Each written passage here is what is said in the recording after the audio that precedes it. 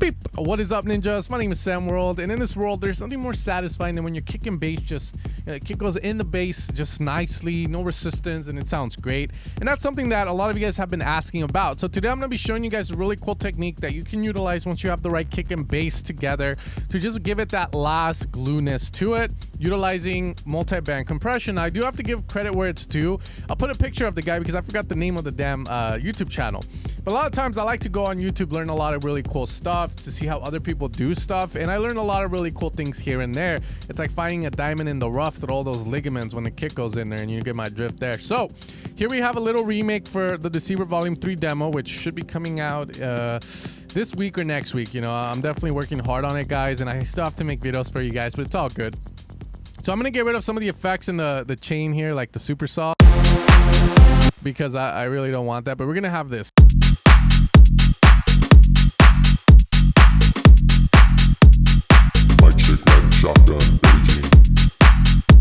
Okay, now the idea here is to glue the kick and bass together. Now there's a couple of things I do have to say. One, proper sound selection. We've talked about this. The kick, you know, a lot of the tech house kicks, they all come from a 909 variant. So, you know, if you look at Dom Martin Icking, a lot of those guys, and even Chris Lake, some of his kicks are 909, but just superly saturated. So you definitely want to make sure you have the right kick out of the get-go. Don't put a dubstep kick, sidechain kick, and expect it to sound glued together. From there, you want to have the right sidechain on the bass. Okay, so when we do a sidechain, a lot of times I like to ask people, what's the purpose of a sidechain? And they tell me, you know, especially my students, like, to make it go pump, you know, get the pump. And I'm like, chill, you know, like later. But yeah, it's for the pump effect, obviously, like the womp womp, but also to remove the kick out of the way of the bass, or sorry, the bass out of the way of the kick, because when you have two elements with a lot of low and playing at the same time, then you can run into a lot of issues, which you might already know. That's why you learned how to sidechain. However, the important thing is if you want your kick and bass to sound glued, you also need to have a proper sidechain. You can't have a sidechain like this. You can see that we lose a lot of power because the kick is making up the low end, obviously. But then in between that gap in the sidechain, let's say this amount, there's not a lot of power coming from the low end, so it sounds weaker. So that's another thing you gotta be really careful with. So looking at the kick, it's gonna not reach the halfway mark, but a little before it. So I know I can maybe put my sidechain around here.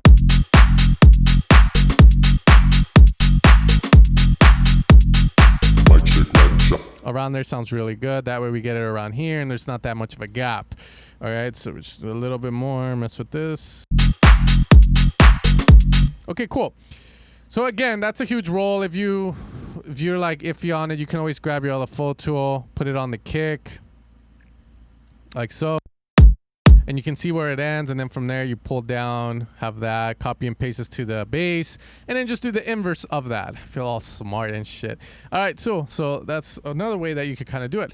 But once you have all of that, it's time to glue them together. So we're gonna use this technique again, and utilizing Fat Filter Pro MB. So what I'm gonna do is I'm gonna split this into 3 bands. We're gonna have the sub, the thump, and then of course our high-end part here. And you can also do this on the drum bus with the bass in there if you want to. That's another cool way of doing it as well. Okay, so we're gonna have that here. All right, so we're gonna solo the blow like around 75, I want to say. Okay, from there, this is how it sounds like. We're also gonna be looking at the volume response of this because there is gonna be a bit of volume lost.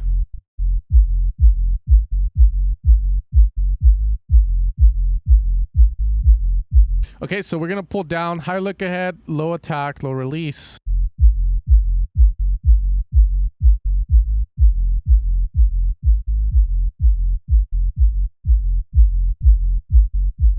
So the idea is just to glue the kick and the bass in the low end part really well.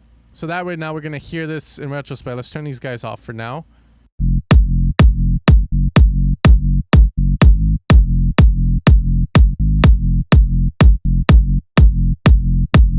Okay, from there we're gonna work on the thump. All right, so this is a lot of the part where this technique really comes clutch. And again, I watched that video because this literally every time you put this on any genre of music, this is really the thump of the kick punches through. So we're gonna clamp down on it, not too much. We can also mess with the attack a little bit just to trick the ear, the brain, that it's not getting compressed.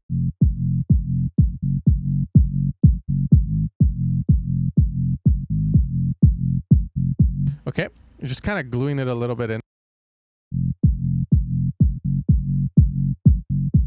Okay, and then from there we're going to do the highs, because we are going to bring this back up utilizing the output in FabFilter Pro MB so that no volume is lost. But here you can kind of see how that is just very rampant, so just a little bit, you know, we're just going to tame it like so. Okay, once I have that, high look ahead, just to make sure like so. We're just going to make up the volume that's lost. So we're going to turn it on and off to see how much volume we lose.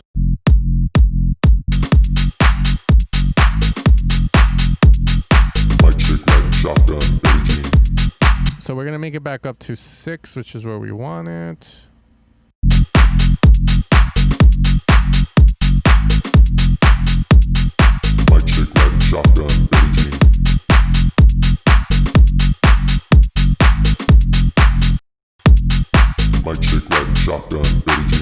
I'm gonna play it for you guys off.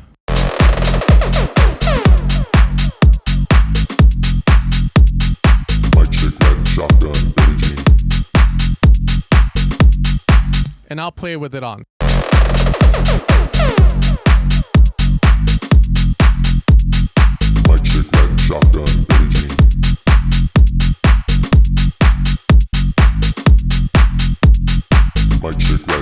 So obviously you can kind of hear that when it comes to compressing these guys together, it's a very slight change that you hear. But what I want you to notice is how the bass gets a little bit more presence, especially in the low end when it's hitting that those first few notes.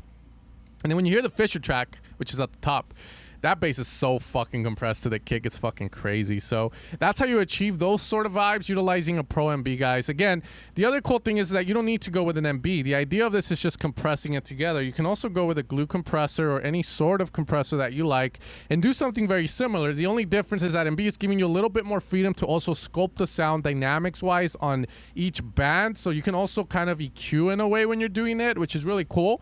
But with the glue, you're pretty much getting everything.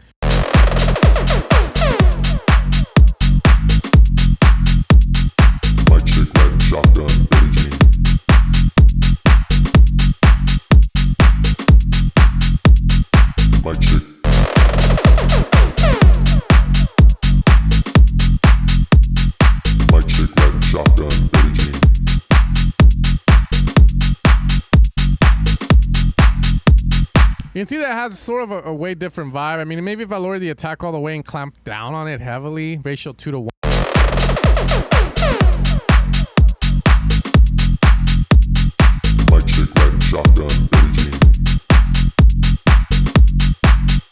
Sort of there, but I prefer the sound of the MB. Again, these things are doing similar stuff in different ways and giving you different flavors, so it's up to you to kind of decide which one you like. I wanted to make this video to just show you guys this really cool technique, and I hope that you find use for it in any way or form. You can also do it on the master of the song towards the end, and then again you can also have all your drums in here and compress it all together. But that's the power of MB. I really like it, and I thought it'd be nice to make a video about it. But with that being said, guys, if you want to support the channel, evilsounds.com. I'm gonna head out. I'm gonna go eat. Man, I stuttered a little there. And you guys have a great rest of your day, rest of your night, rest of your morning, rest of your afternoon.